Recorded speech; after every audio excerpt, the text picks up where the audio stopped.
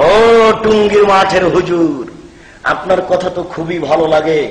ভালো তো লাগছে বটে, যেখানে আল্লাহ বলেছেন ভালো কাজের আদেশ করো, মন্দ কাজের নিষেধ করো। যেখানে আল্লাহ বলেছেন ভালো কাজের আদেশ করো, মন্দ কাজের নিষেধ করো। তুমি তো খুব ভালো কথাই বললে। কি বললে?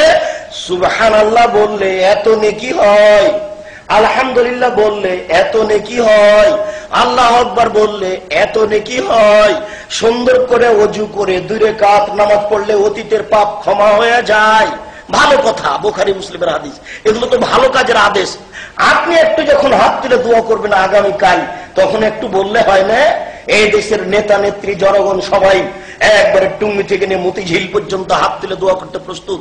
সারা বিশ্বের বহু নারী পুরুষ টিভিতে তাই ছবি দেখে হাত তুলে দোয়া করতে প্রস্তুত। ও ইমাম সাহেব, ভালো কাজের আদেশ করলেন, মন্দ কাজের একটু নিষেধ করবেন না? মন্দ কাজের নিষেধ এইভাবে করেন।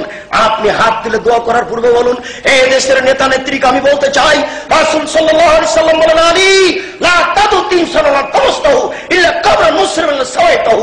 আলী, তুমি ছাড়বে না কোন উঁচু কবর, সবকে ভেঙে সমান করে দাও, এরপর মাটির সাথে মিশিয়ে দাও। 24 ঘন্টার মধ্যে বাংলাদেশে যত উঁচু কবর আছে সবকে ভেঙে সমান করে দিতে হবে। হোক না কেন শাহপরান, হোক না কেন শাহজালাল, হোক না কেন খাজা মঈনুদ্দিন চিশতি, হোক না কেন আপনার সেই গোলাপ শাহের মাজার। রাসূল আদেশ করেছেন, মুসলিম গ্রন্থের হাদিস। আমি টুঙ্গির মোনাজাতে, আখেরি মোনাজাতের পূর্বে বক্তব্য বলছি, শুনুন দেশবাসী, মন্দ কাজের নিষেধ করে গেলাম। শুনুন, আল্লাহ রাসূল বলেন, আমি যত ছবি মূর্তি রয়েছে সবকে ভেঙে একাকার করে দাও। 24 ঘন্টার মধ্যে এই দেশে যত ছবি মূর্তি আছে, রাস্তাঘাটে, কলেজ, বিশ্ববিদ্যালয়ে, সবকে ভেঙে খান খান করে দিতে হবে, চৌচির করে দিতে হবে। ও ইমাম সাহেব, হাত তুলে দোয়া করার পরে একটু মন্দ কাজের নিষেধ করুন। এইভাবে আপনি বলুন, 24 ঘন্টার মধ্যে দেশের মাটি যত পতিতালয় রয়েছে, টাঙ্গাইলের পতিতালয় বন্ধ করতে হবে, ফরিদপুরের পতিতালয় বন্ধ করতে হবে, বাংলাদেশের মাটিতে যত পতিতালয় রয়েছে সব বন্ধ করতে হবে। 24 ঘন্টার মধ্যে এই দেশের মাটিতে যত ব্যাংকিং ব্যবস্থা রয়েছে, সুদী ব্যাংক, সব বন্ধ করতে হবে। এই হলো মন্দ কাজের নিষেধ। আপনার ভালো কাজের সাথে একটু মন্দ কাজের নিষেধ থাকে না? কিসের হাত তুলে দোয়া করা দেখাচ্ছেন আপনি? আপনার আখেরি মোনাজাত যদি সারা পৃথিবীর মানুষ উপস্থিত হয়, সারা পৃথিবীর মানুষই পাপী। কেন? আপনার আখেরি মোনাজাত সুন্নাত দিয়ে প্রমাণ করা যাবে না। কি বলতে চাচ্ছেন আপনি? আপনার যদি আখেরি মোনাজাত চলে, তাহলে কথার কথা আরাফার মাঠে একটু আখেরি মোনাজাত করলে হতো না? আপনার খুব ভালো মনে আছে, জানা আছে, যারা হজ করতে যায় তারা সবাই আল্লাহর মেহমান। যারা হজ করতে যায় তারা কার মেহমান?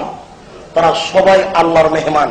আর আপনার খুব ভালোভাবে জানা আছে যে আরাফার মাঠে যত দোয়া কবুল হয়, পৃথিবীর আর কোন জায়গায় তত দোয়া কবুল হয় না। আরাফার মাঠে যত মানুষ ক্ষমা পায়, আর কোন জায়গাতে মানুষ তত ক্ষমা পায় না। হোক না কেন লাইলাতুল কদর, হোক না কেন জুমার দিন, হোক না কোন রাতের অংশ, পৃথিবীতে এমন কোন সময় নেই, পৃথিবীতে এমন কোন দিন নেই, এমন কোন জায়গা নেই। আরাফার মাঠে যত ক্ষমা হয়, আরাফার মাঠে যত দয়া হয়, আর কোন সময়ে, আর কোন দিনে অত দয়া, অত ক্ষমা হয়। তো এবছর মোটামুটি হাজির সংখ্যা ছিলেন প্রায় 1 কোটি। কাবা ঘরের ইমাম সাহেব আরাফার মাঠে প্রায় 1 কোটি মানুষকে নিয়ে একটু আখেরি মোনাজাত করলে হতো না? তোমার তোরাগ নদীর তীরে পেশাব পায়খানার ভিতরে আখেরি মোনাজাত চলে, আর পবিত্র জায়গাতে আল্লাহর মেহমানকে নিয়ে আখেরি মোনাজাত চলে না? রাজশাহী চাঁপাইনবাবগঞ্জের ভাষাতে তুমি কানাকে হাইকোর্ট দেখাচ্ছ? তুমি কি ধর্ম পেয়েছো রাজশাহী चांपाइनबाबगंज हवाई लड्डू? दोनों हाथ में लड्डू है, जो चाहे उसको खा ले, जो चाहे उसको छोड़ दे। धर्म के हाथेर मयला এদেশের নেতা নেত্রী যেমন ধর্মকে হাতের ময়লা মনে করে, এদেশের নেতা নেত্রী কবরের পাশে দাঁড়িয়ে কবরের উপরে ফুল চাপিয়ে দিয়ে হাত তুলে দোয়া করছে। নারী পুরুষ একাকার হয়ে পাশাপাশি হাত তুলে দোয়া করছে। আরে নারী পুরুষ তো আছে, আছে হিন্দুও আছে, হাত তুলে দোয়া করছে। তাহলে ধর্মের 5 পয়সা দাম দেয় না, ধর্ম কিছুই না এদের কাছে। ধর্ম একটা হাতের ময়লা, নিজের ইচ্ছা মতো ব্যবহার করতে হবে। এদেশের মানুষ যেমন ভেবেছে, জি না, কখনো নয়। ধর্ম একজন মানুষের কথাতে চলে। বলেন তো তার নাম কি?